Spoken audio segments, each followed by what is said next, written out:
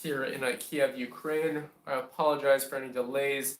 Was an interesting night here, heading to Warsaw, Poland in a little bit. But let me just get this set up and we'll get rolling. Okay. So the main thing during this live stream is if you have any questions, anything like that, let me know in the live chat. Anyone rewatching this, what you have to understand is typically YouTube does not allow me to edit these things until basically it doesn't allow me to edit these things after it gets posted, like a couple days.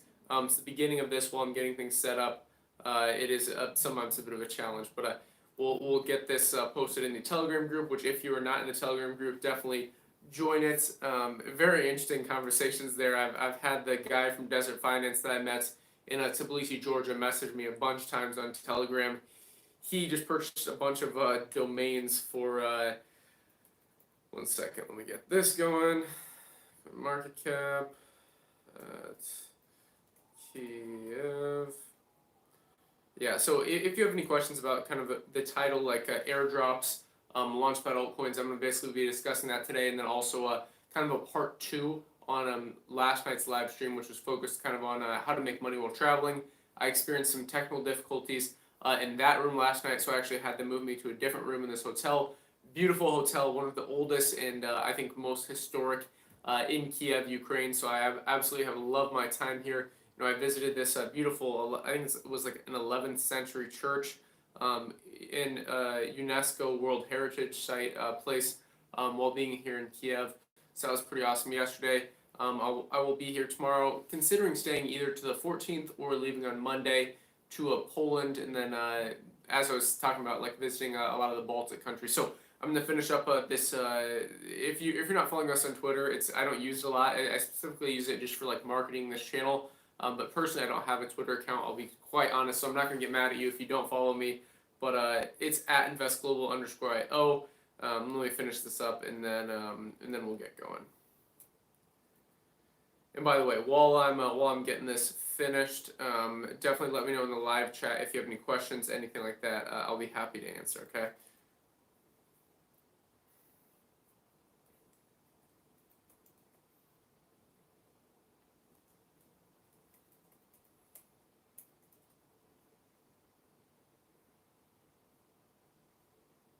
Okay, got that going. Ba-boom, ba-boom. There we go. If you have any questions, just let me know. Shout out to Foresty. Shout out to Sean.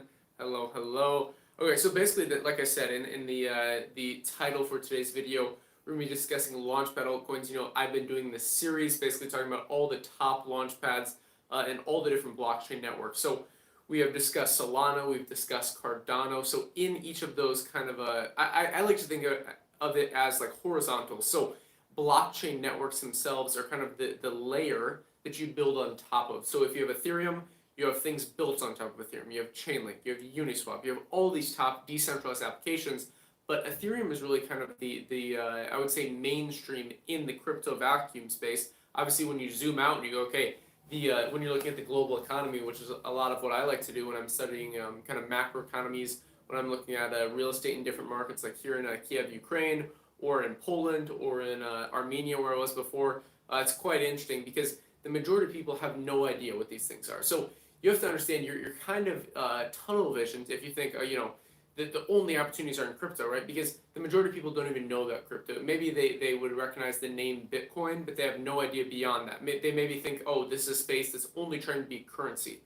But it's not at all, right? So this space is using so many different things. That's why I talk about all the different categories in the cryptocurrency industry. Not just projects that are trying to be privacy coins, not just projects that are trying to be currencies, but all these different topics that I think are quite interesting, whether it comes to Oracle, so data feeding into decentralized finance, whether it comes to other things like, let's see, you know, you have so many different things, right? So you have decentralized exchanges, you have lending platforms, you have all these different projects, right, in this space, and it's almost too much to name right now.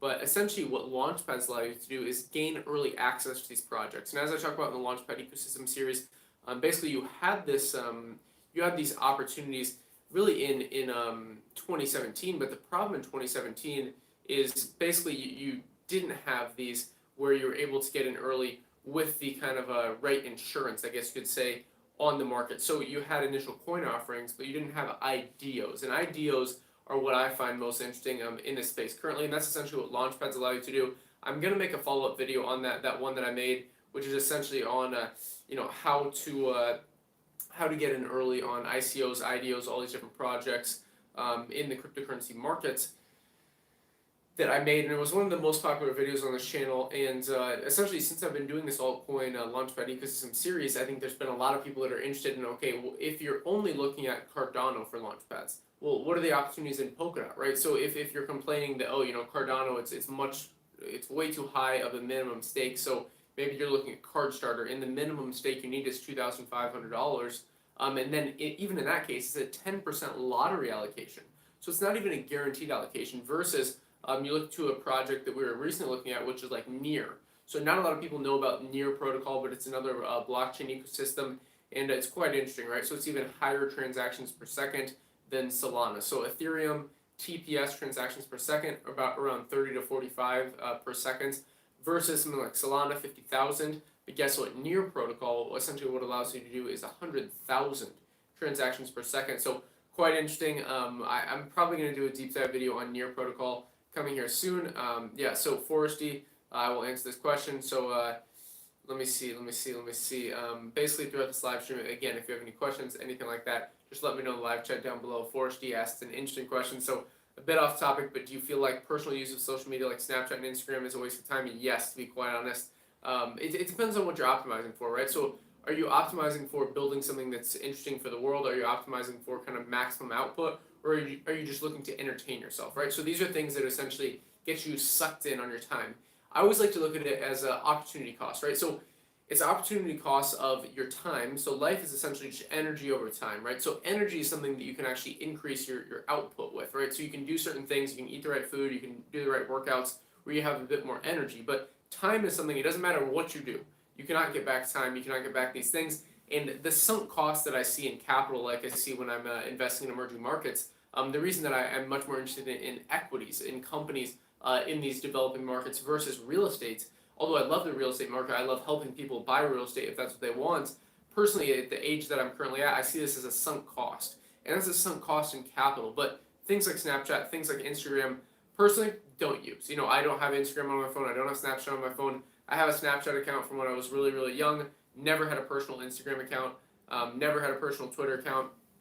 Not a fan of these things, to be quite honest. I like to see them as tools, where most people see them just as like, oh, that's what everybody else does, right? So when everybody's doing one thing, zoom out and go, okay, what's going on here?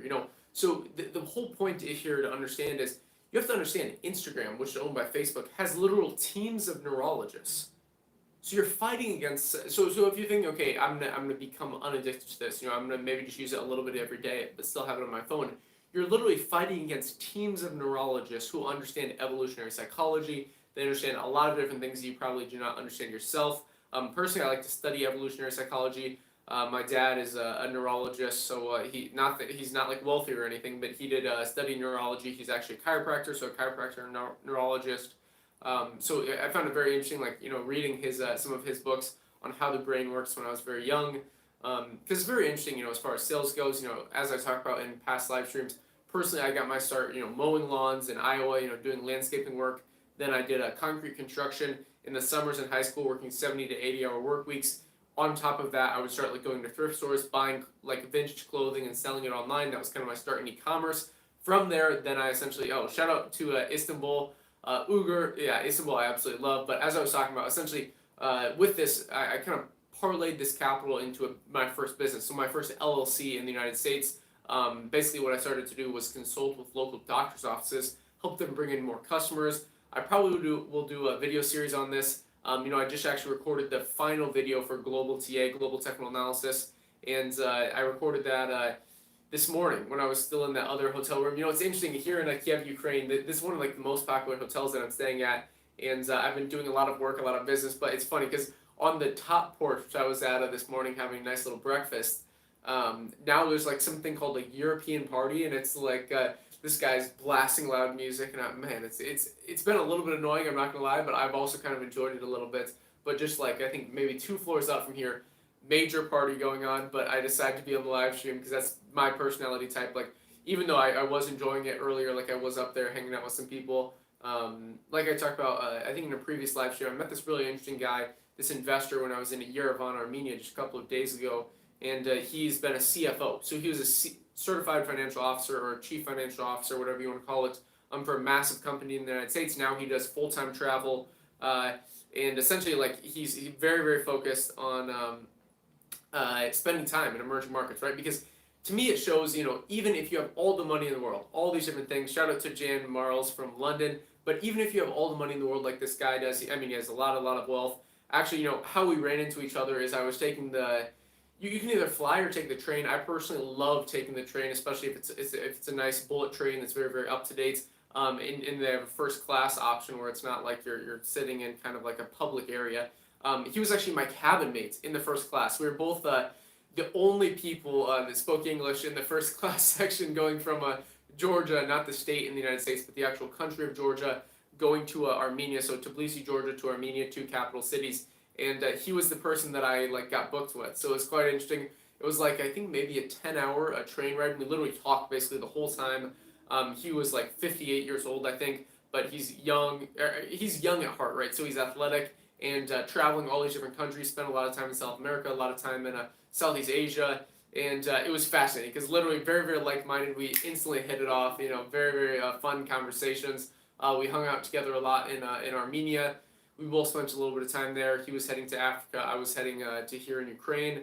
And yeah, so anyways, the point is even if you essentially have spent so much time working towards something, as Forresty was asking, the waste of time, right? So I think you ask someone in their 20s, what is a waste of time, versus you ask someone in their 50s, what is a waste of time, completely different perspectives, right? So what I like to do is you're essentially able to, as Charles Darwin says, so humans are the only organisms that are able to simulate other organisms' trial and error. So many other things only can learn through trial and error. So you probably know someone, in your life where they can only learn a business failure through trial and error, right? They're not able to read about it. They're not able to learn about it without going through it themselves. Maybe they go through the same problems in relationships, or they go through the same problems with school, right? So they do the same problems over and over and over and over again. It doesn't matter how much you tell them about it. They have to learn through their own experience, right? So there's certain people like that, right? I think there's certain things in life where, yes, you have to learn through trial and error, but as Warren Buffett says, everybody learns from mistakes, but it's a heck of a lot easier to learn through other people's mistakes, right? So that's the situation where I personally like to learn through other people's mistakes as much as I can, so I can simulate that and kind of iterate and improve off of that, right? So that's kind of how typically I start my day is, some people meditate. I do enjoy meditation and sometimes, but more I like to do kind of strategic thinking, which I kind of call chess-like deep thinking at the beginning of the day. No screens, no books, nothing like that. Just purely your thoughts, kind of thinking multiple steps deep on individual things. So, if you're thinking about maybe starting a business or maybe traveling or whatever it is, right? Maybe getting into some Launchpad Altcoin. Think multiple steps deep. So just like chess, right? So some people play chess and right away they think, okay, I have a pawn, I have a knight, I have a rook, I have a queen, I have a bishop. If I do this move, what will happen? So that's one step deep. But the key thing the greatest chess players do is they think multiple steps deep. So they think different scenarios. They're able to simulate this out, right? So again, if you're not able to simulate other people's experiences, if you're not able to learn from other people's trial and error, you're completely behind, right? So you're kind of almost in the same position as cattle, right? As harsh as that sounds, it's true. So you don't want to be in the position where you're acting as a cattle, like a cow or a sheep, whatever it is. Essentially, where they're only able to learn through their own trial and error. So maybe the shepherd flocks the sheep one way, or the farmer milks the cow, whatever it is, right? You're essentially going with whatever's happening. So you're giving into kind of the stimulus, right? So in your outside environment versus going in the situation where you can really think for yourself. You can go, okay, that person's doing this. That's something I don't want to do. So as Abraham Lincoln says, learn from everybody, even if it's what not to do. One of my favorite quotes. There's a lesson from every single person that you meet. I remember I was talking to Ikra about this, but it's so true, right? So every single person you meet on a day-to-day basis, whether it's, I was here in Ukraine, and I meet a homeless guy, right? So I'm walking around the street, I meet a homeless guy, he's talking nonsense, he's talking crazy, I give him a little bit of money, and it's like, learn from everybody, even if it's not to do. So maybe you probably shouldn't drink a ridiculous amount of beer, take a bunch of drugs, and do all these different things, right? So that's a lesson you don't have to learn through trial and error. You can probably go, hey, maybe I shouldn't do that, right? So And then in the other case, you can learn from everybody, even what's not to do. Like the guy that I met that's 58 years old, who's been an investor his whole life. He was a CFO. Now he works with individual clients. But the problem that I see with him is he's single. He's constantly chasing women. Nothing against him. That's fine if you want to do. But that's personally not what I would like to do. So you can take individual kind of aspects of life. So you can kind of break life up into kind of four main aspects, which is really health, wealth, love, and happiness, right? So those are kind of the four main pillars that I look at. And okay, like for example, the guy that I met in Armenia, awesome guy, great conversation. We went out to dinner, spent a lot of time just speaking with each other about kind of global financial things going on, and his experience in South America, his experience in Southeast Asia, my experiences while traveling and investing. And the main thing is, from him, I like to learn from wealth, right? Because he simulated these experiences, right? He's lived his whole life, so I'm essentially able to consolidate all these things that he's learned, all these lessons, right? So remember that quote that I talked about with Warren Buffett: "Learn from everybody, even if it's what not to do." So I can learn his experiences, his failures, his trial and errors, and essentially simulate that experience, apply it to my own life, just like you can do, like Forsty was talking about.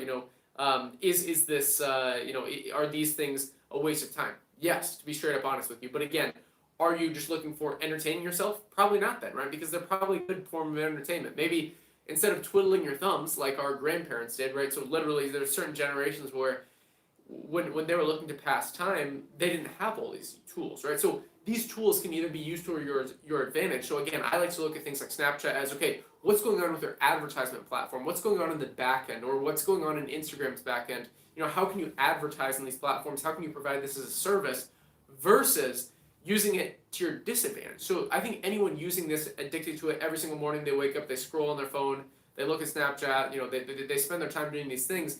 I would like to take them and go, hey, you could have done this instead of this, right? So this is the opportunity cost of time. There's also obviously opportunity cost of capital. So when you're investing in a market, and you could be investing in a different market. So like let's say I invest in a property here in Kyiv, Ukraine, and it's 50,000 euros. Obviously sometimes it's in hryvnia.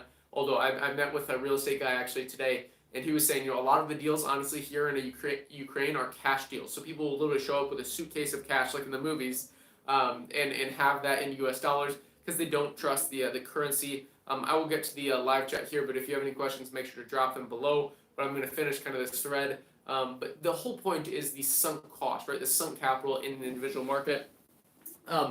I think it's quite interesting when you're looking at this from a perspective of what could you do besides that. So instead of just like hoping to gain a nice percentage on your real estate, you could literally put that into something like a decentralized exchange or be a liquidity provider in crypto and be able to exit fast, right? But with real estate, you have to hope that someone else is willing to pay more than you bought it for. So the thing is I like to be agile. I like to be as lean as possible and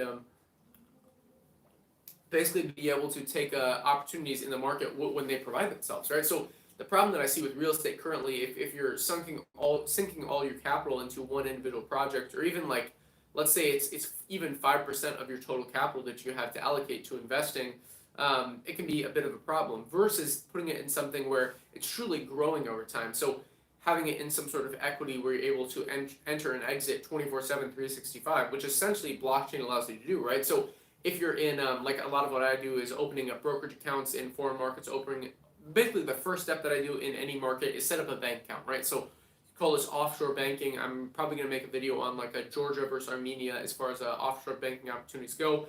Armenia is literally 10% interest rates in their bank account. You compare that with a lot of other opportunities in especially in the United States, and I mean the interest rates are ridiculously low, right? So the interest rates you have in the United States are insanely low. Like you have around 1% or less. Really, it's like less than 0.1% interest rate in the United States. But anyways, that's enough of that. Basically, what I'm saying is you have arbitrage opportunities in different markets that you're in. And I like to take advantage of these while traveling because you can enjoy the local market, like going to whatever it is, the local sites, meeting with locals. But also, personally, what I do is I integrate it with work. So that's kind of personally how I make money while traveling.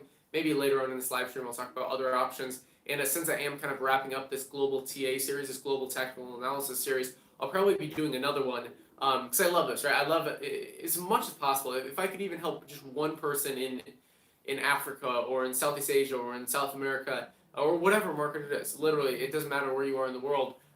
Even $1,000 a month, I'm so happy. This is the only thing I want with this YouTube channel. I don't want you to pay for anything. I just want you to be able to essentially have the tools that everyone else has been able to have throughout history. If you grew up in the like 1% of the 1%, it almost makes me a bit emotional. But you look at any other time throughout history, and these opportunities were kind of passed down to the children of the wealthy families, right? But now, with all the information available to anyone in the world, as long as you have an internet connection, it's abundant. We're truly living in an abundant world. And think about that next time that you're complaining about something, whether it's your food getting there too late, or your Uber, or whatever it is. Think about the time that you live in. Zoom out. My favorite quote, I think by far, is so many people focus way too much on the past 24 hours and not nearly enough on the past 10,000 years. So zoom out, study history, look at the past 10,000 years, and then put your life in perspective and go, hey, maybe I'm not in that bad of a situation, right? So even if you're working for a company, you hate your job, you're in like one individual market, like you're in Australia, you're in wherever it is, I don't know, Austria. I love Austria, by the way. I probably will visit there. Again, I love Salzburg and Vienna, two beautiful places. I'm thinking about visiting Germany potentially again. But anyways, let me see. Okay, so what's up, Ikra? Hey from Istanbul. Yep.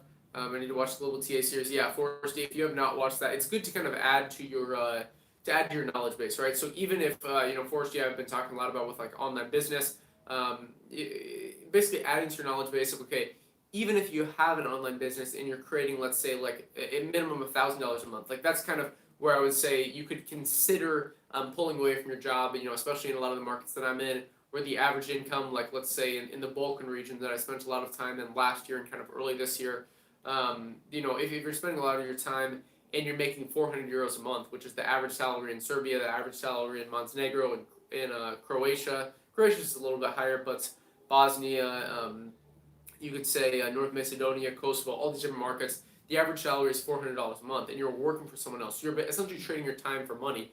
When you can start your own online business and you're making at least $1,000 a month, which is standard. Like when I worked with doctors' offices and I essentially helped them bring in new customers, basically you can charge them a percentage of what you bring in. So with doctors' offices, the way that I like to pitch it was, what am I bringing you in as far as lifetime value of the customer? So even if you're not working with doctors' offices, let's say you're working with a real estate agent or a restaurant, right? Let's take a restaurant. Well, if you're bringing new customers into that restaurant, like you go into, today's Saturday, right? So you go into a restaurant tonight, let's say, and there's nobody there, right? You go into the restaurant and your waiter comes, you order food, you're a customer at that business, right? You're only customer. Ask the waiter, hey, is the owner here? Ask the owner to come over and go, what's going on? Why isn't anyone in this restaurant? This is very, very simple.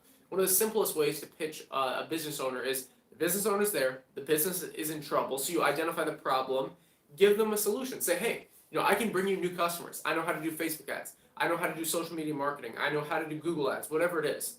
And even if you don't know how to do those things, you can actually learn those. And I probably will do a video series on this maybe. I spent a lot of time doing this. I've spent a lot of time in e-commerce doing different things. There's also other ways that you can do like freelancing. So if you know one of these individual things, but you're not necessarily good at sales individually, so you're not necessarily good at speaking with business owners and kind of getting them to buy from you, understanding a bit of psychology. There's all different aspects, right? So it depends on your personality type. But the point is that's kind of what I was talking about with Foresty is it's the Global TA series. Even when you have any of these businesses where you're making like 1,000 to 10K a month, you still want to understand technical analysis so you can actually invest that capital. Because the way that I look at it, the reason that I'm not interested in living in France, well, first of all, I'm not the biggest fan of France. I love Biarritz, I love Bordeaux, I love the south of France, but Paris specifically, I think you're paying way too much. And again, it's opportunity cost. So just like we talked about, okay, Foresty's asking about spending your time on things like Snapchat and Instagram. What else could you be spending your time on, right? So it's just like if you ask yourself, okay, should I go buy this donut, right? So should I go drive to the donut shop, whatever it is, like Dunkin' Donuts, buy the donut, wait in line, eat the donut, have the overall energy? You have to understand everything has a second order consequence to it, right? So everything has a half-life. You learn this probably in science class. Maybe Foresty is doing this if you're in high school. Maybe people that already went through like elementary, middle school, high school. I apologize. You guys probably call it different things like primary and whatever. But I am from the United States, so it's like elementary school, which is at ages like grades 1 through 5, then high school, which is grades like 6 through 8, and then high school, which is grades like I think 10 through 12, if I remember correctly. But essentially, throughout those things, in science class, typically they teach you about half-lives of things. But what they don't teach you about is everything you decide to do, everything. So watching this live stream, right? So it has a half-life to it because now you have this input, right? This stimulus, that listening to this, the audio, the video, whatever it is, whatever you're watching after this. If you click away, if you're watching Netflix, if you're playing video games, if you go out to dinner with friends, all these things have a half-life to them. So every single thing you do throughout your life, it's not just that thing, right? So most people think, oh, just that thing in the vacuum. No, no, no. That has a half-life. So if you spent your whole day watching Netflix today, maybe you think it's just a waste of time today, but guess what? You won't actually feel the actual consequences of that until a week from now, maybe a month from now, maybe even a year from now, right? So these are things you have to take in mind. So if you're spending your time, you're essentially inputting information into your mind that is either beneficial to you. So that's what I like to do. When I'm not traveling around, when I'm not meeting with people, I like to listen to podcasts. I like to listen to books on tape. I like to read. I like to do all these different things. When I look for entertainment, I personally love comedy. Like my cousin is a stand-up comedian. I love comedy in general. Big fan. But the biggest thing is kind of when you choose entertainment to still kind of stimulate your mind, right? So that's why I'm not a big fan of like TV shows. I'm not a big fan of cable or any of these things. But anyways, I'm sorry if I'm going off on a little rant here, but understand the half-life or second-order consequences of different things. So when you choose to I could have chose to go to that party right upstairs. Like I was there for a little bit. Awesome. The guy on the place. I mean, they're all speaking Ukrainian, so it's like I can still enjoy it. But I personally don't speak Ukrainian. Anyways, like that has a second order consequence to it, right? So that has a half life to that situation. Maybe it's a positive, maybe it's a negative. But ask yourself, if you're spending your time, Foresty, on like Instagram, Snapchat, Facebook, whatever it is, all day, that it's not just the time you wasted in that vacuum, right? So that experience has a half-life to it. So you may find yourself like having dreams about kind of inspired by some sort of experience you went through. So maybe you're watching YouTube all day and you're so focused on, like, I don't know, maybe it's MMA, maybe it's football, maybe it's basketball, whatever it is. And then you have a dream kind of inspired by that. That's a half-life to that thing. Or you have let's say like a memory, or you feel a bit tired a week from now. Why is that? Well, if you were actually working out during the time, or maybe stimulating your mind with something more interesting, you would have much more energy down the road. So you're essentially training your brain. You're not only training your body when you go to work out, but you're also training your brain to be disciplined, and also training your brain when you're watching things like this. My channel is not. I'm not necessarily trying to entertain you now. Entertainment's fine, right? I understand the point of it, and I understand, like, personally, I do get entertained by some financial education. But the whole point here is, hopefully I'm able to input some ideas that are relatively new to your mind, right? To stimulate some sort of new ideas. And if I can do that even to just one person, that makes me happy, right? That's the whole point here, is I'm going to be thinking about these things anyways. I'm going to be in these markets anyways. I'm not doing this because of the YouTube. I do not get really income off YouTube. I mean, obviously I have like the Google AdSense or whatever, but honestly I could probably donate that. Like, I'm honestly considering starting to just give it away to some of the people that watch. Or like Ikra, like Foresty, like all these amazing people. But anyways, I'm gonna read through the live chat here. I apologize for not going through. I have been ranting a little bit, but let me go here. So I'm glad to hear that. Hello from London. Yes, I'm in Ukraine, Jan. I love traveling. I've been to more than 35 countries. Most of them more than once. Yeah, that's awesome. That's awesome. Yeah, I definitely think whenever I meet people, I personally don't even count how many countries I've been to. Because to me, I like to spend at least a month in whatever market I'm in. Sometimes I do like fast travel, like I'm currently doing in between some areas. But that's awesome that you know how many countries you've been to. I love it. The biggest thing is, like, what are the experiences you have, right? So some people, like one of my cousins, counts like going to the airport in a country as being in the country. Personally, I would say you gotta spend at least a week there, like around a week to a couple of days, right? Like, you have to meet some people, you have to do these different things to really say you're in a country. Some people travel there, go for a day, and then go somewhere else, and they go, "Oh, I've been to 60 countries." It's like, okay, how much time did you really spend there? But anyways, that's not the point of this video. Shout out to Jan. That's actually awesome. So you love Solana related projects? Yes, I do like Solana. Now, I don't say relatively love, right? So love is a big word. You think that its market cap can pass both ETH and BNB? It depends. Personally, I think it could surpass BNB. I think Ethereum, if Solana would be able to pass it, it'd be in the long term. The thing with Solana is there's so many other projects that are competing with it, but I do have exposure to all these different blockchains. I like to think of, okay, the overall trend of a more decentralized world, of a more blockchain-based world is definitely coming, right? So you have this increase in the trend, but who wins out in the end is kind of another question, right? So it's a bit more of a complicated topic, I would say. But I think overall, Solana's great. Like I really do love Solana. Okay, I'm gonna take a little water there. But yes, I do like Solana. Okay, so let me see here. I'm interested in crypto. Some things seem rather complicated. Through would unexplain how to participate in IDOs like on DAOmaker and other channels. Through the okay, so Jan, I'm not exactly sure why you're okay. So would you explain how to participate in IDOs like on DAOmaker and other channels through which you can participate in initial coin offerings? Yes. So initial coin offerings is essentially a word that was used in 2017, right? So new coins entering on the blockchain space, or all coins we're talking about, are built on blockchain. That's just the fundamental ground layer, right? So it doesn't matter what blockchain ecosystem you're talking about, it's the underlying technology. But all coins are not made equal, right? So I could make my own coin in a matter of 15 minutes. You can make your own coin in the matter of 15 minutes if you know what you're doing, and launch it, right? Very, very simply. I've actually talked about this in the video that I made on Anchor, ANKR, this protocol that lets you essentially, like mine whatever project it is, whether it's Bitcoin, whether it's Algorand, whether it's Ethereum, whether it's Solana, whether it's Binance. Basically mine these tokens without actually having the physical hardware. So like, for example, I travel with a MacBook. Before this was traveling with two computers. Typically I carry like two phones with me and a couple other things. But so I don't have the hardware to always mine something. But with Anchor, essentially you're able to run a node. It's basically pay daily or monthly for it, and you can just experiment with Anchor and literally just run it daily. Pay like 60 cents and see the rewards that you get from that, right? So essentially you're outsourcing the actual hardware computing power, just like you are in e-commerce when you're doing something like drop shipping or Amazon FBA. You don't deal with the actual physical product. You just have to set it up properly, right? So this does take a bit of understanding, a bit of experience. But anyways, when it comes to ICOs and IDOs, I have this whole Launchpad ecosystem series about these different things.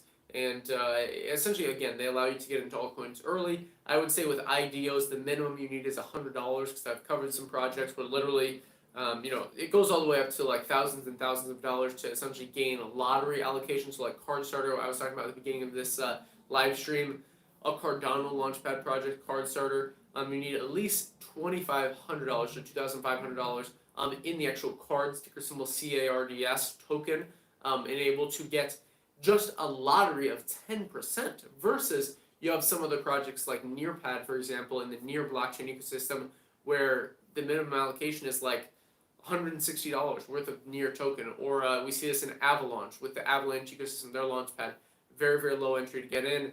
You see it in Polygon, right? So this layer 2 scaling solution for Ethereum, which I have a deep dive video on coming out soon, just individually that Matic token.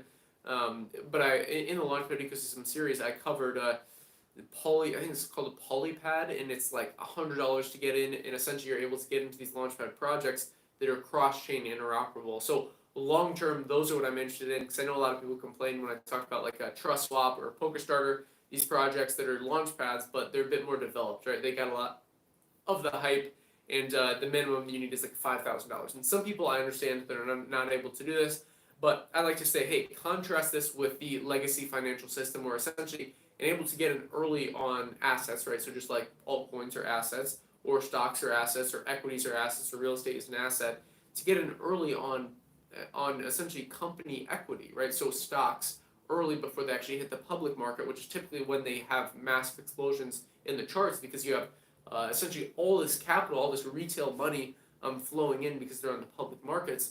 You want to get in before they're on the public market. So I talk about this with some projects, like before they get listed on Coinbase. So that's where I see like UDT, like Unlock Protocol, long term, I think it's incredibly, incredibly undervalued. Probably if I were to say 100x project over the next 5-10 years, UDT, Unlock Protocol, by far.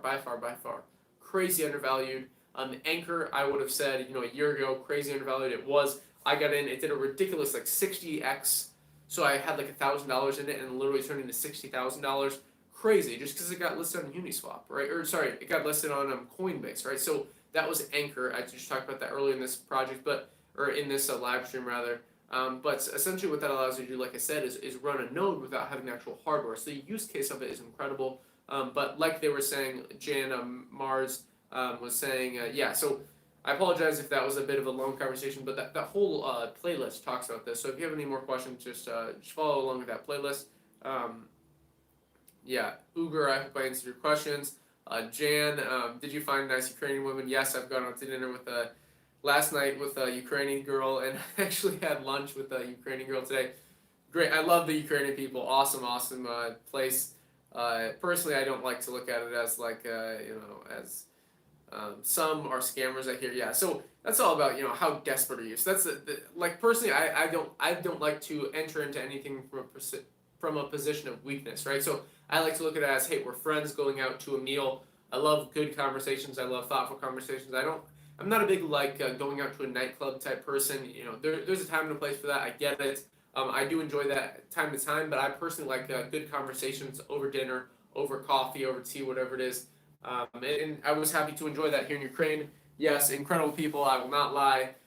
Ukrainian women are very, very beautiful. I think some people again come into the market and they're so desperate for things like this, so they're basically playing from a position of weakness. I like to look at it as like, I'm curious in what this person has to say. I always try to learn from others. Again, like that quote I keep repeating. Learn from everybody, even if it's what not to do. So if you meet someone and maybe they're very, very wealthy, but they're constantly chasing after something that they can't get, they're going at it from a position of weakness, right? They're needy, and personally, I that's never how I like to approach something. Yeah, so Jan, I think I actually have a video coming out on airdrops. I think one of the best tools I would say is CoinMarketCap. So go to CoinMarketCap. I talk about them in a lot of videos. I either use CoinMarketCap or CoinGecko. Then on the top place, go to calendars. You can see ICO calendars. You can see free airdrops. Free airdrops. Yes, literally free airdrops. I'll repeat it one more time. Free airdrops. I have a video coming out soon. I actually recorded it today because I tried to kind of batch out some videos today, schedule them out. Anyone that's watching this can get a little bit of behind the scenes on the channel, but basically I batched out some videos because I'll be traveling a lot more over the next week and really over the next month. So if I go to a place and I don't have the proper internet connection, that I have videos coming out. I try to do 3 videos a day. It's a bit challenging, but I think as the channel grows, I'll probably maybe ask you guys what you prefer best. If it's like 1 video a day, if it's 2 video days, if you want to see more than 3 videos a day. All these different things. But essentially, as I was saying, how to get into airdrops, essentially the ones that are planned, typically you don't have that large of an upside, right? So you're not getting that much actual value, but you might as well do it, right? There's no loss to it. So if you're deciding, okay, should I spend my time on Snapchat, Instagram, social media, Netflix, wasting your time essentially, right? So if you're trying to entertain yourself versus, hey, literally go on CoinMarketCap, look at, okay, upcoming airdrops. I see 1, 2, 3, 4, 5 right now. Upcoming airdrops. They say exactly what you need to do to actually get into the project. Ongoing airdrops, 1, 2, 3, 4, 5, 6, 7, 8, 9, 10 actual ongoing airdrops on CoinMarketCap. Free information. I try to lay this out for you guys, but what you have to understand here is to get into something like the Uniswap airdrop, which I had access to when I was back in Serbia in September of last year, is essentially like with this, you are rewarded for using this project, for using Uniswap, the decentralized exchange, early. So you have to understand, just a year ago from now, most people had no idea about Uniswap. This was kind of the decentralized finance summer, right? So last year, right around what we're in July, what is today? Yeah, July 10th. So relatively early July. Not a lot of people knew how to use decentralized finance. Crypto was still this kind of industry where you're not able to utilize different things. But now it's massive, right? So Uniswap's massive. You have all these different decentralized applications that provide large opportunities for any investor and any retail person or just anyone in general, right? That's entering the space. Now you have this mass adoption, right? But relative mass adoption. You also saw this with when I was in Istanbul with a 1inch, right? So the decentralized exchange aggregator. I made a video on this. I think my first day in Istanbul. 1inch dropped me a ridiculous amount of 1inch tokens because I'd use all these different decentralized exchanges, and it's like that is the beauty of having a decentralized finance project, right? It's literally free capital. And personally, I do not sell something when I get airdropped. So that Uniswap token that I got, I'll just use one wallet that I use on Uniswap, at one point in time, that one airdrop, free, completely for free, those tokens were worth $10,000. So think about that. The United States government gave these stimulus checks out to people. Maybe like one was $1,400, maybe one was $2,000. But you contrast that with, okay, Uniswap, a completely borderless project. Anyone around the world with internet connection can use it. Doesn't matter where you're from. Doesn't matter if you're in Afghanistan. It doesn't matter if you're in France. Doesn't matter if you're in Laos. It doesn't matter if you're in Cambodia. It doesn't matter if you're in Mozambique in Africa. None of these things matter. If you have an internet connection, you can use Uniswap. Doesn't matter your name. Doesn't matter your age. No KYC. No know your customer. All it is basically hooking up your Web3 wallet, trading, whether it's $10 or whether it's $100 or whether it's $1 million. On the exchange, everybody got the same airdrop. That is the beauty of this ecosystem. But again, airdrops like that are essentially not really announced, right? Because if Uniswap would have came out and said, hey, this is one day going to be worth $10,000, everyone, their mother, their uncle, their cousin would have done this airdrop, right? But the whole point is being in early. That's why I always talk about in videos, interacting with different decentralized applications. At least test it out, right? So even if you're transacting like $10, test it out, because you're essentially putting yourself in the position where, hey, if they do an airdrop and that's worth $10,000 one day, maybe you should just do this, right? Even if it's not just for understanding these things before the masses do. So again, on CoinMarketCap, they do have airdrops listed. The thing is I talk about this in the video. The video will probably be coming out in like 2 days from now. But basically with these, it's like, follow them. It's these classic kind of giveaways, but just in the airdrop style. So for example, Polystarter, which is a Launchpad project that I talked about in the ecosystem series, they're giving out Poly's tokens, and there's 1,000 winners. There's 40,000 Poly's tokens that is given out. It's going live in 2 days. Again, this is all in CoinMarketCap. You go to calendars, you go to airdrops. You can essentially put yourself in a position where you get these tokens for free. But again, you have to understand. Okay, yes, companies use this as like, give us a review and we'll give you $10 free. But when you're essentially getting these free airdrops on CoinMarketCap, you're able to get the airdrop in something that, hey, maybe that could go 100x from here. Not saying it's going to happen, but depending on how long you actually hold that free token, right? There's no risk to you besides time risk. So again, if your time is being spent on Snapchat and Instagram and all these different things, maybe consider going into a project where you can actually get an airdrop like Polystarter. And like it says, very, very simple. I'm literally here. I won on CoinMarketCap. I won on airdrops. Personally, I'm not going to do these things because I want more opportunity for other people, and I just don't have time, to be quite honest. But I already do some of these things, right? So I follow Polystarter on Twitter. You join the Telegram group. You join the actual announcement channel. You retweet the pinned message, and the results will be posted. So literally 4 steps. 4 steps. That's all. And to get Polystarter tokens. I mean, it's crazy the opportunities out there. Anyone complaining about not being able to make money, I think it's kind of ridiculous, honestly, with all the opportunities out there in the world. But yeah, so anyways, after Jan asked that, do we need to get rewarded? Yeah, so I hope that kind of answered your questions. I would be scared to do real estate deal in Ukraine. They're very, very good at cheating people, and will probably want to sell the foreigners' separate price. Yeah, so that's the whole thing that I researched in any given market. Typically, my first time in the market, it's more gaining knowledge, right? So it's gaining alpha on the market. I never buy real estate the first time in a market. I'm more interested in seeing, okay, what is the opportunities here? How do they present themselves just overall, right? So it's more like you could say reverse engineering the process, right? So how do they go at selling people, right? So that was whenever I'm in a market, how do they pitch you in the market? Are they saying, oh, the rental yields are incredible? Or is it long-term rentals? Is it short-term rentals? I have a video on this that I actually, before this video, which is basically talking about the real estate market in Tbilisi, Georgia, which is incredible. It was a lot better, I think, like 2 or 3 years ago. Currently, there is still some opportunities in certain areas. I basically break down on the map. I kind of, in the beginning of the video, lay out like an intro to my thoughts on like Tbilisi, Georgia, as far as real estate goes, and then I go into the actual map of the city, which I mean, that's kind of the way I'm structuring these videos currently. Just because, I've tried to do real estate videos while actually touring the property, but it's so complicated because the problem that I face is like, if I hire a local videographer, they all have to have the same quality of camera. So in order to make my videos kind of congruent over time, so I think maybe moving forward, I might honestly hire someone to like travel with me, because I always do visit real estate opportunities in whatever market I'm in. I'm always setting up bank accounts. I'm always meeting with lawyers. I'm always meeting with, hopefully, with business people and locals to kind of lay the groundwork. Because when you know the locals that actually speak the currency, or sorry, know the currency and speak the actual language, that's the most important thing, because then you're able to get around that kind of foreigner sucker price. I like to think of it as like the gringo tax, right? So the gringo tax in South America was massive, specifically in like Medellin, Colombia, where people were coming into the market paying ridiculously over the actual value, just because they didn't speak, Colombian or Brazilian or Portuguese, wherever you're at in South America, the language. But when you're able to know the locals, when you're investing from a position of strength versus investing from a position of weakness, right? So if you're so desperate for buying property in Ukraine, that's when you're going to get the sucker price. But personally, hey, I have no need. I'm not pressured at all. I'm literally the opposite of pressured.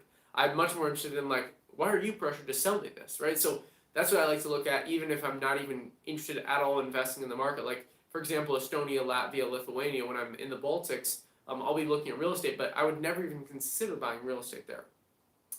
Where I see the opportunity in markets like this is potentially actually building a platform to list real estate on, because you have to think internationally. Real estate markets, like maybe in the US, maybe in Germany, maybe in France, you have good websites that show you the properties for sale, in kind of like an easy user interface. Like in the US, for example, it's places like Zillow. There's other places that basically like lay out on the map all these different properties for sales, the past sales on the market. What I see the opportunity in markets like Georgia is building that platform, right? Because if you go online and you look at real estate for sale, you're going to pay a ridiculously high price. The pictures are crappy. Nothing about it is good. The actual language exchange is crappy. So if you can build a platform, even with something like blockchain, like let's say you were able to build a decentralized application in the Ethereum ecosystem, or in the Solana ecosystem, or in Binance Smart Chain, or in Cardano, that is essentially like a global real estate platform, hey, contact me, because I'm interested in doing that personally. I think there's massive opportunity for that in kind of international markets, and that's kind of my thoughts there. Yes, the interest rates must be high in Armenia because I think the risk of local currency. Yeah, so that's the whole thing. Again, when you're looking at whether it's offshore banking opportunities and they offer you a high interest rate, like for example, literally the starting rate in one of these banks that I was at is 10%. But you have to look at, okay, what is in Armenia, the currency is the dram. So if you go dram to US dollar, it's not only about the chart, right? So you have to look beyond the actual the forex chart of currency, and go, okay, what's the inflation rate, right? Because you have to look at, okay, if you're spending your money, so if you're making your money, let's say in US dollars, or in Canadian dollars, or in pesos, whatever it is, but you're making your money in that asset, and you spend it in something that is, let's say, so like when I was in Turkey, for example, literally I got a 10% discount on everything. It's not a 10% discount in a retail store. It's not a 10% discount on whatever it is.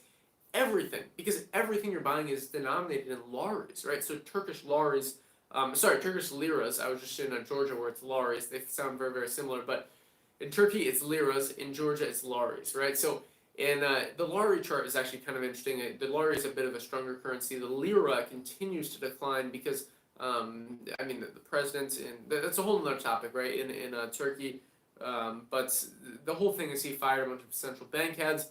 Not the best economic policy, not the best financial mind, I would say. Anyways, the point is, you have to look beyond what the currency is doing. You have to look at inflation.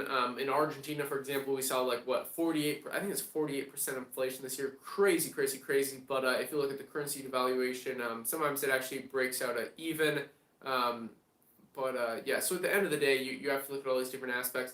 Can't just be looking, you can't have your head in the sand like you're an ostrich, right? You have to pull your head out of the sand and look at the global markets. That's hopefully what this channel is all about to you. Definitely, as this channel evolves, I plan to talk a lot more about kind of global economy, global different things. So Neil, yes, so I actually haven't built the website. I'm having someone build it currently. I've built websites for other businesses in the past, but the investglobal.io, I own a ton of different domains online, but currently, like I said, this is something that I kind of do in my free time with investing. Like I said, I'm always traveling, I run different businesses, but with Invest Global, like this YouTube channel, the actual official website, investglobal.io, is, I guess you could say, under construction. So basically what I plan to do is have written kind of transcripts of all the different videos that I put out. I plan to have all these different use cases that you can have on the Invest Global website. Currently, so Forrest D asked, what type of consulting I do. Typically, I work with people that are looking to get second passports, residencies, looking to diversify offshore, all these different things. I used to do consulting for businesses that are just looking to increase their customer base, so basically grow the bottom line. So basically, the way that I like to look at business is, yeah, so I appreciate the content. Yeah, man, so I do apologize for that. So yeah, my website link, like I said, it's under construction. The Invest Global website, I could probably put it up, honestly, like right now if I wanted to, but I had a bit of problems where I want it to be kind of perfect before I put it out there, because the current people that I work with is on a very, very personal basis, so I'll call them on the phone, I'll actually get on a chat with them, but there's so many people reaching out to me, like just in the in the contact@investglobal.io email, just that method. Even though this YouTube channel is not massive, I don't really like spend a ton of time on it. I put up videos, that's basically the way it is. But the amount of people that contact me through that, whether it's people wanting me to promote whatever it is, or to just work with them on helping them get a second passport, a second residency, set up different bank accounts, different brokerage accounts to invest in different emerging markets, invest in different real estate opportunities. Because you have to understand, like, if you have alpha, so if your alpha is essentially like is knowledge, right? So more knowledge on an asset than most people have. So the alpha that I have, investing in all these different markets, visiting these, and again, when I talk about investing, this whole channel is called Invest Global, but it's not just investing capital, it's investing your time, right? So if you're like Foresty, 17, 18 years old, whatever it is, you have so much time that you're honestly way more wealthy than someone who's 50 years old and they've been in investing their whole life, and they have all this sunk cost in time, right? So that's the whole part of investing global, is not necessarily like, hey, even if you don't have the capital to invest in here in Ukraine, you can invest your time in the market, right? So you're never at a loss, essentially, right? So you're at a loss when you're in consumer debt, you're spending money to kind of keep up with the Joneses, you have a car lease, you have a house payment, whatever it is, and then you're spending your time trying to impress other people, you're spending your time trying to make everyone else around you happy. That's the antithesis of what I try and at least hope that you guys understand from this channel. But yeah, so I'm actually, I will actually be in the Czech Republic here in a little bit, so shout out to a Jan. But the whole point here is, I can't even remember whose comment I was talking about, but the website I was talking about, and what consulting I do is, like I said, basically international diversification, second passports, second residencies, because more people look at it as like, yes, you have some financial risk currently in the world, but even bigger than that, you have political risk. So in the U.S., for example, Forrest D, I mean, you don't realize it, and maybe a lot of people around you don't realize it. Maybe they're worried about money, but the biggest risk you have is your actual freedoms in the U.S. And I think most people are so happy that they're like, hey, I have the U.S. passport, I have U.S. citizenship, but you have to look at, you're under complete control. Your house in the United States, you don't really own it, right? So especially if you don't own it outright, if you haven't paid cash for it, you're at the subject of the local government, you're at the subject of the federal government. We've seen in the past throughout history where they literally came and seized assets. Like if you owned physical gold, they would come and seize your gold. We could see this happen with firearms. We could see this happen with crypto. We could see this happen with all these different things. Crypto, it's a bit harder because you can't actually physically take it away. You can't take away the thoughts in someone's head, right? So these are different, all different conversations. But again, I digress. I'll get to some of these other comments, and I'll probably wrap up this live stream. Thank you for everyone who has joined, by the way. I appreciate it. Let me see here. If you have any questions or comments, let me know in the live chat down below, and I will read through those. Let me get this real quick. Boom. Okay. Yeah, this hotel that I'm at, luckily that the live music kind of died down. So what time is it here? It's about 10:16, and this is where I'm hanging out with you guys. So I'll probably go out here in a little bit because I did have some plans yet tonight. I think at like 11 or 12. I'm going to head out, but I will finish up with this. Yeah, so interest rates, that's the whole thing, Jan, I was talking about with like, you have to look at the actual currency. So I would look at the currency versus US dollar, not because the US dollar is the best. It's not at all, but it's the global reserve currency. It doesn't matter your opinion. That's objectively speaking. It's the facts of the matter. The global reserve currency is what you want to kind of contrast the individual other currency in. There's also an interesting opportunity to actually hedge against these prices. So like, let's say you're buying currency in you're buying real estate in Colombia with Colombian pesos versus US dollars. If you're buying it with Colombian pesos, essentially you have this hedge in the market The peso is actually very, very reliant on oil, so I talked a lot about crude oil in some of my global macro videos. But I think it's interesting when you look at a currency that is tied to something like oil because you do have kind of this hedge on the market. So I talked about opportunities. Okay, so I think there are many opportunities to invest in real estate in countries that are likely going to join the EU soon, like North Macedonia and Montenegro. Yes. Okay, so the problem that I see with Montenegro is they rolled back the citizenship by investment program. I always like to look at it as, okay, so if I can invest in an asset and get kind of a bonus with it. So for example, in Montenegro for a long time, they had a citizenship by investment program where essentially you were able to invest in real estate. It was around like 200,000 euros, so not actual that much capital. But with this, not only did you get the individual asset, but you also got the citizenship and the passport along with it. So that's an interesting opportunity. Turkey has this with around 250,000 euros in real estate. You can break it up into like let's say five different. You could say like five different 50,000 euro properties. And with this, you're able to get the passport, the actual Turkish citizenship. But North Macedonia, I mean, as far as citizenship by investment goes, it's really a donation program. So it's 200,000 euros in North Macedonia, but you don't even get the actual individual asset. Basically, you're just giving it to the government, and you get the North Macedonian passport. The opportunity that I see in North Macedonia is if they legalize marijuana, I'd be blown away because really they become essentially the Amsterdam of the Balkan region. That's what I'm looking at. If they do that, I'd be happy to invest in like a marijuana company in North Macedonia because man, these things are so undervalued. I think people don't realize like look at all the breweries in your local city, right? So if you're from Germany, if you're from wherever, look at all the bars, all the restaurants. And then have you ever been to Netherlands? Have you ever been to these different countries that have legalized marijuana, whether or not you use it yourself? There's so many benefits to these things.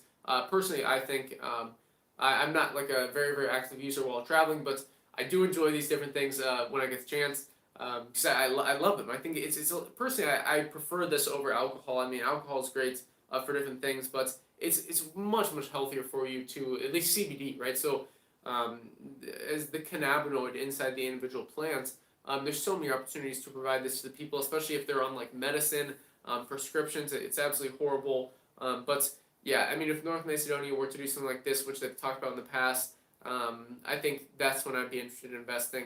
Obviously, before this actually rolls out, because once it rolls out, then the real estate's overvalued. So I travel via couch surfing usually for 3 months in one go. So yeah, I have personally never used couch surfing, Jan, but I'd be curious on your experiences with that. It's kind of interesting, right? It's almost like the hitchhiking of sleeping, right? It's like literally the hitchhiking of sleeping. I've never used couch surfing, but I don't knock anyone that does. I think that's awesome. Yeah, so yeah, consulting. I answered Forresty's question. I apologize for the yawn, but I'm getting a little tired here. So the website linked. Yeah, so like I said, the investglobal.io website is under construction. The Telegram group. Thank you for Ikra. You're the best, Ikra. For shouting that out. Appreciate the content. If you ever need anything in the Czech Republic, I'm your man on the ground. I'm Czech, temporarily living in London. I go to Czech Republic often. That is awesome, man. So, oh, that's incredible. You're in South Africa, Neil. I find it so interesting. Today I was actually working at a coffee shop, and one of my favorite things is looking at like global macro indicators. And South Africa, as far as unemployment, I'm curious why they have so much unemployment. When I look at like the top, let me pull this up here. The top, let's go here. So I like to look at the top countries for inflation. I like to the lowest countries for inflation, and also like debt to GDP. But I was curious here with South Africa. I mean, they have, let's see here. So South Africa, the actual GDP, so the gross domestic product, is $302 billion. So 302 billion. And with this, they have some of the highest unemployment. So they have literally 32% unemployment. So I'd be curious on what your thoughts are on that. Whenever I'm investing in the market, I think South Africa is something that you do have to look at as far as, okay, why is this unemployment so high? What is this problem going on currently with governments and the people? Ideally, you like to look at investing in a market where the unemployment rate is relatively low. For example, like some of the lowest countries for unemployment, let's just take, for example, Japan is 3%, Germany 3.7%, or South Korea 3.8%. Versus South Africa, 32% unemployment, Brazil 14.7% unemployment, and Turkey, which is 13%. So right, I think South Africa, it's a bit strange why it's such high unemployment. I don't know if it's just this year, what's going on, but you say you have alpha on the, which I'm very glad that you talk about that, but it's very interesting to understand why that is why that's going on, right? So Neil, shout out to you. I love Cape Town. Definitely plan to visit again, but anyways, staying with local people, eat what they eat, you do what they do, and they take you places. You make wonderful friends. I think that's awesome, man. I think Jan, yeah, that's incredible. I love that. That's typically what I like to do is at least try and like meet with some local people. That's why I really loved in Kosovo, hanging out with like someone who'd grown up in Kosovo his whole life. That's my age, and very like-minded. So I probably will wrap up this live stream here in the last couple of minutes. If you have any questions, let me know in the live chat. You can always join the Telegram group. Shout out to Ikra again for dropping the link for the Telegram group. The problem that I see with YouTube currently is for some reason they're like deleting comments. Like, so if someone will leave like an interesting question on a video that I make, and typically I check the comments. I try to check them once a day. Now I don't check them multiple times a day. I just go on when I'm kind of doing work. I knock all of the responses out really quickly. But what I'll notice is then is like, and Ikra talked to me about this, is then it's like, okay, you go back to the video and you can't see any of my responses. So that's why I think the Telegram group is great, because essentially we're able to have more long-form conversations. I'll try and answer as thoughtful as possible if I have time.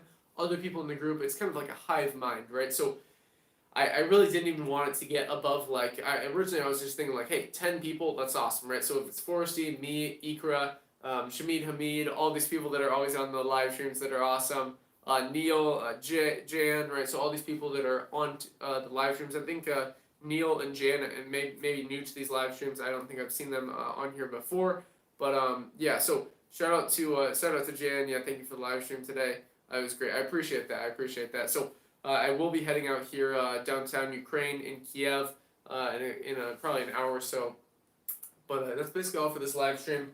I'll take one more sip of water here, and if anyone has any closing comments or questions, I will answer them. But like I was saying, there's a problem with YouTube currently. I love YouTube as a platform. I think it's incredible to get out kind of the democratization of ideas, of information. But I think they have this algorithm where it's like, I don't know exactly what it's doing, but essentially you have all these spam comments and all these financial channels that are actually providing quality information, and like crypto comments, like join whatever the group, send this person message on WhatsApp, or join this Telegram group, or whatever it is, where this person's the best trader, join them, pay them money, or call this number. All these crappy comments that I see on YouTube. I've made a video on this in the past. YouTube can't get rid of those, even though it's very easy to get rid of, yet they're deleting the person that actually owns the channel, his comments back that are thoughtful comments, or her comments back that are thoughtful comments. It's really crappy. I don't like it at all. But on Telegram, that's the power of having I think a Telegram group with like-minded kind of people, like-minded investors. Is even if my YouTube channel is deleted, I'm censored or whatever it is, which I hopefully am kind of able to stay under the radar enough to not be censored. But anyways, that's all for this live stream. If you enjoyed it, definitely like the video down below in the description. Click on the most, I think it's like, what is it called? Must-watch videos. So that kind of area. So that area with like global investment framework video, the how to do your research, how to take profits with altcoins, and the whole leverage trading series, which Global TA, the final module in Global TA will be posted tomorrow. That will be live. I'm excited for it. Basically putting all these things together with module 8 out of 8. I probably will do some follow-up videos, but I'll talk about that a bit more tomorrow. So that's all for today's live stream. If you enjoyed it, again, like the video. For some reason, like the last live stream, for example, it got a lot of people liked it, and then I posted the live stream, and then randomly half the likes got deleted. So I don't know exactly what's going on with YouTube. I don't know if they're censoring like crypto content or online business content. I don't know what it is, but hey, if one person found any value out of this video, that makes me happy. That's all I ask for. So again, that's all for this one. If you guys enjoyed it, like, subscribe, whatnot, invest global, and until next time.